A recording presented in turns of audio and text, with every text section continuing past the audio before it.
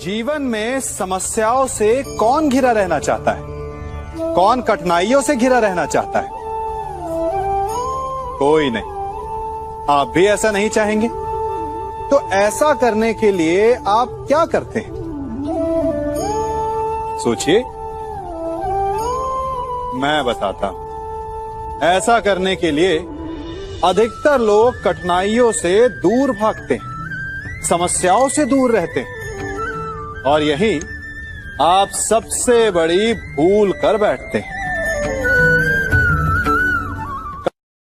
समस्याएं ऐसे जंगली पशु के समान होती है, जिससे आप जितना दूर भागेंगे वो उतना ही विकराल रूप धारण कर लेगी और अंततः आपका अंत कर देगी। तो इस समस्या से कैसे बचा जाए?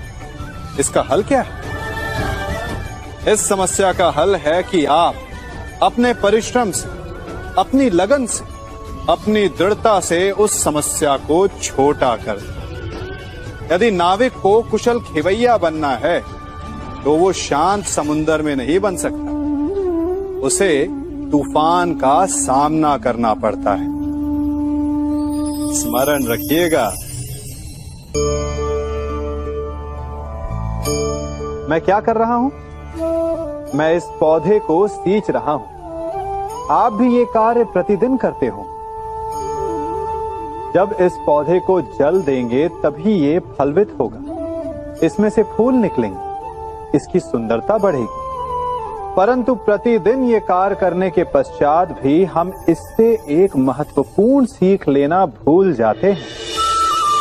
हम कभी पौधों के पत्तों पर, उनकी डालियों पर, उनके फूलों और फलों पर जलधारा नहीं डालते, उन्हें धोते नहीं, परंतु फिर भी वो पनपते हैं।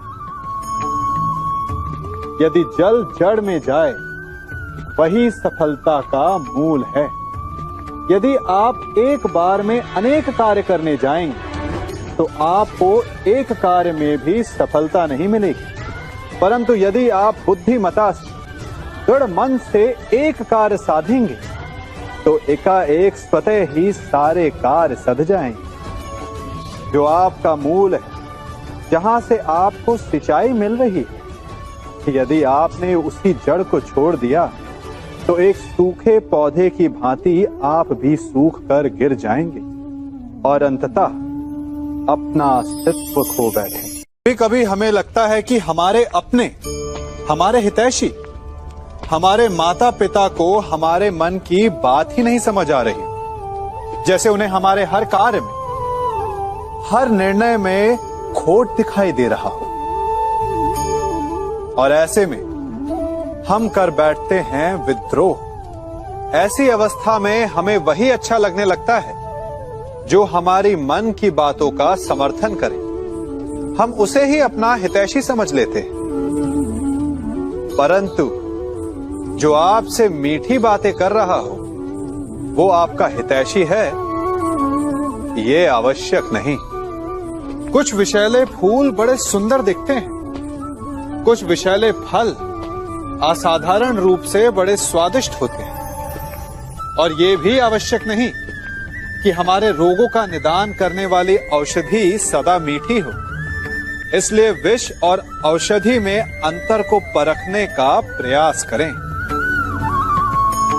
हो सकता है जो आपके हित की बात कर रहा हो वो आपको संकट के गर्त में ले जा रहा हो। बात बात पर आवेश में ना आए।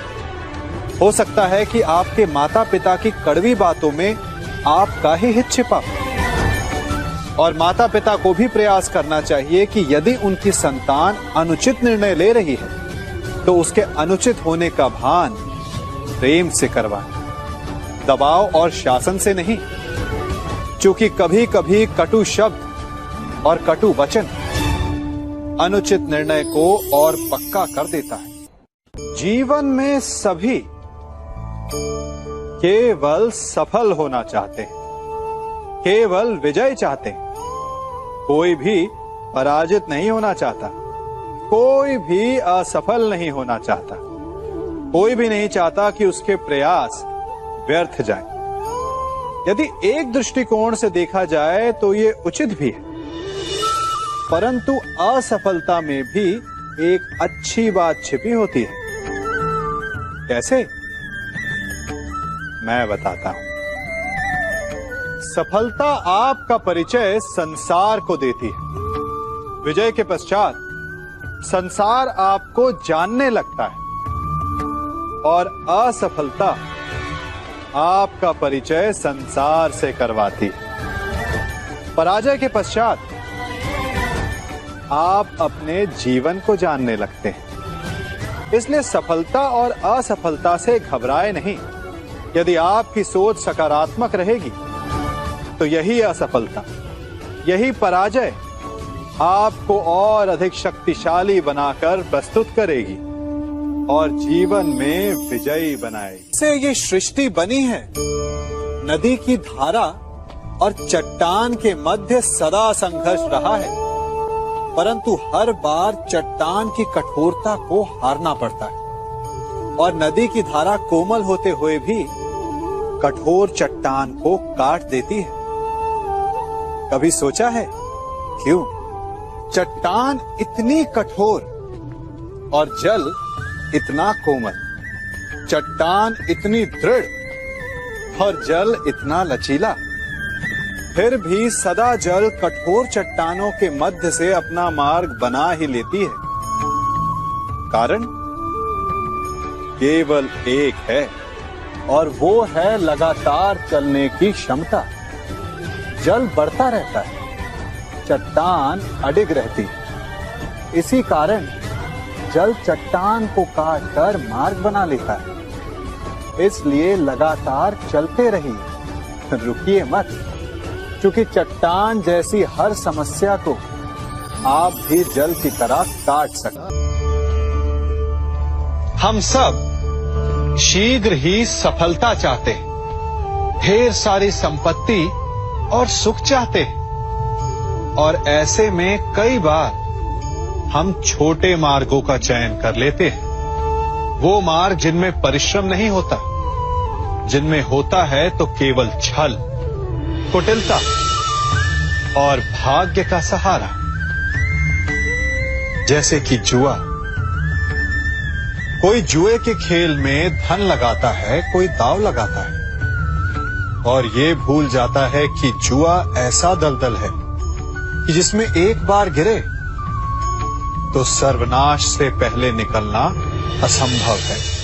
यदि आप जीते तो और जीतने की भूख बढ़ जाएगी, और यदि आप कुछ हार बैठे तो उसे पुनः पाने के लिए आप फिर से खेलेंगे। मनुष्य को ये आभास ही नहीं होता कि अपनी संपत्ति के साथ साथ वो अपनी मानवता, अपने संस्कार, अपना धर्म और अपना उत्तरदायित्व तक सभी जुए की भेंट चढ़ा देता है। इसलिए कुछ पाना है तो परिश्रम से पाओ। यदि कुछ जुए में जीता तो वो उतना शीघ्र ही खो दोगे, चूंकि उसे परिश्रम से पाया नहीं गया है, और उसकी रक्षा करने के लिए आपके मन में स्वाभाविक प्रयास भी नहीं होंगे। हम सभी बचपन से ये सुनते आए हैं कि अच्छे मित्र हमारे जीवन को पूर्णतः परिवर्तित कर सकते हैं, है ना? अच्छे मित्र, परंतु कौन? जिनसे आप प्रश्न पूछें और वो मित्र बिना किसी पक्षपात के, भय रहित होकर, बिना किसी लालच के आपको उचित उत्तर दें। परंतु सबके समक्ष ये समस्या आ जाती है कि आज के समय में ऐसे मित्र मिलना दुर्लभ है, वो तो होते ही नहीं। परंतु मैं आपको एक बात बताता हूं, हम सब के पास एक ऐसा मित्र होता है, बस हम उसे पहचान ही नहीं पाते। वो है दर्पण। दर्पण के समक्ष खड़े होकर आप स्वयं से पूछिए कि यदि आज आपका अंतिम दिन होता तो क्या आप वही करते जो आप कर रहे थे? आपको उत्तर मिले या ना मिले, परंतु आपकी दिशा अवश्य बदलेगी। इसलिए आपसे अतिरिक्त आपका सबसे घनिष्ठ मित्र सबसे अच्छा मित्र और कोई नहीं। मनुष्य भी बड़ा विचित्र प्राणी है। अपनों से नीचे के स्तर के लोगों को वो हे दृष्टि से देखता है, उनका उपहास उड़ाता है, उनसे बार बार कहता है कि तुम्हारा कुछ नहीं हो सकता, तुम भविष्य में कुछ नहीं कर पाओगे। जब मनुष्य के पास धन, संपत्ति, मान होता है तो वो दूसरों का आदर नहीं करता, परंतु वो एक बात भूल जाता है कि उससे भी अधिक शक्तिशाली कोई अस्तित्व में है, और वो है समय। काल काल अपना चक्र कब बदलेगा ये कोई नहीं जानता। समय अपनी करवट कब लेगा ये कोई नहीं जानता। कोयला भी समय के साथ साथ हीरे में परिवर्तित हो जाता है। इसलिए जीवन में कभी भी किसी का भी उपहास नहीं उड़ाना चाहिए। कभी कभी आप सबके जीवन में एक ऐसी विचित्र समस्या अवश्य आती है कि शक्तिशाली के समक्ष मौन हो जाए। कि उस शक्तिशाली से विवाद करने से बचने के लिए आप मौन रह जाते। मानता हूं ऐसा करने से आप एक विवाद से बच जाते, एक संघर्ष से बच जाते, परंतु ऐसा बचाव एक बड़े संघर्ष को जन्म दे देता है। कैसे? हमारा मौन रहना अनजाने में उसका समर्थन बन जाता है और वो स्वयं को अधिक शक्तिशाली अनुभव करता है, और यहां से हमारा दमन प्रारंभ हो जाता है। एक के बाद एक हम अन्याय में अनचाहे रूप से सम्मिलित होते चले जाते हैं। तो इसका तोड़ क्या है? ये समझने के लिए ये जानना आवश्यक है कि ऐसी कौन सी बात है जो आपको विरोध करने से रोकती है। ये सामने वाले की शक्ति नहीं जो आपको रोकती है, ये आपके भीतर छिपा भय है जो आपको रोकता है। हाँ, कभी कभी भय आपकी सुरक्षा अवश्य कर सकता है, परंतु साथ साथ ये भी जानना आवश्यक है कि ये भय ही है जो आपको मौन भी रखता है। इसलिए अपने मन से भय को निकालिए और खुलकर अनीति का, अन्याय का विरोध कीजिए, और फिर देखिएगा आपका मन कितना मुक्त, कितना हल्का अनुभव करेगा। जीवन में सफल कौन नहीं होना चाहता? पद में, प्रतिष्ठा में आकाश जैसी ऊंचाई किसे नहीं चाहिए? स्थिरता में भूमि जैसी दृढ़ता किसे नहीं चाहिए? सभी को चाहिए, परंतु सफलता का पुष्प अपने साथ अहंकार का कांटा भी लाता है। सफलता आपको आनंद देती है, उपलब्धि आपको गर्व देती है, और फिर यही आनंद धीरे धीरे अहंकार में परिवर्तित हो जाता है, फिर अतिक्रमण में, और अंततः अन्याय में। और यही से सफलता का नाश प्रारंभ हो जाता है। यदि आप चाहते हैं कि आपकी सफलता लोगों की दृष्टि में सम्मान बनकर रहे, लोगों के मन में शूल बनकर नहीं, तो ये आप वृक्ष से सीखिए।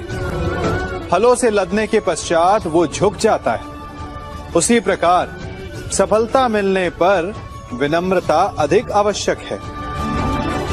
और जीवन में अधिक सफलता पाने के लिए या पाने पर और अधिक विनम्र हो जाना चाहिए।